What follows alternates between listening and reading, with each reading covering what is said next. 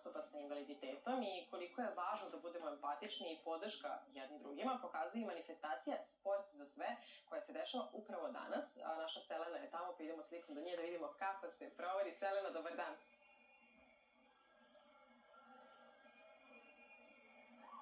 Tako je, Teodora, danas se nalazimo na jednom, ja moram da kažem, pre svega veoma veselom događaju.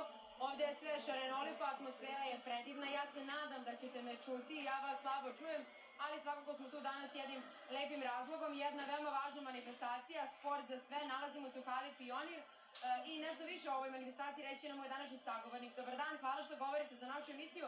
Dakle, manifestacija Sport za sve, koliko je važno da se održava jedna ovakva manifestacija i kako će sve to danas izgledati? Jeste, danas je manifestacija Sport za sve povodom Međunarodnog dana osoba sa invaliditetom.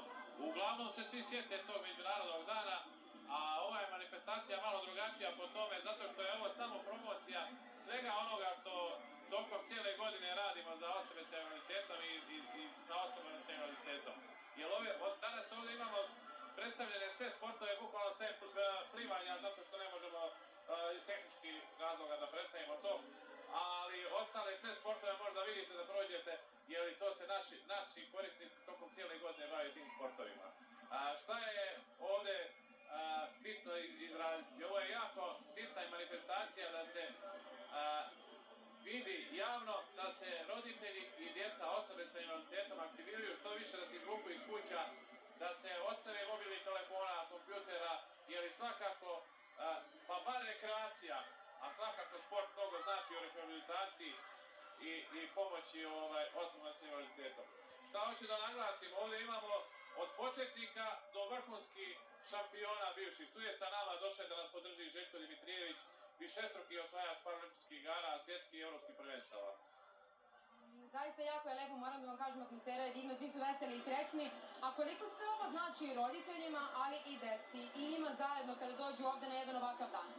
Svakako da znači, jer roditelji ako uspiju svoje djete da ga aktiviraju, da krene da se bavi sportom ili rekreativno, imaće i oni više vremena za druge neke stvari, koje jednostavno ne mogu 24 sata su možda sa njim ograničeni da moraju da budu, pa ne mogu da završe, a i svakako zdravlje u pitanju cijele nacije.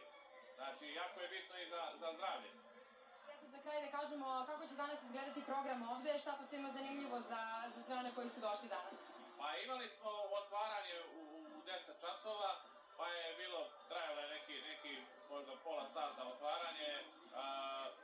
Pričali su ljudi koji pomažu Savezu, između ostalog i ja sam morao da najavim ovu manifestaciju, a sad je bukvalno, zato se i zove Sport za sve, sad je bukvalno da mogu svi ovdje prisutni da prođu kroz razne sportove, da probaju, da se takmiče, zato i jeste Sport za sve.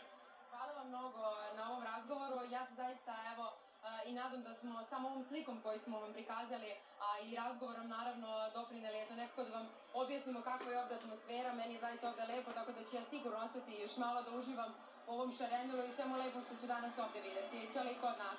Podržavam, Selena, uživaj i puno pozdravi i sagovornika, ali i decu koja su došla danas na sportsku manifestaciju, a mi sad idemo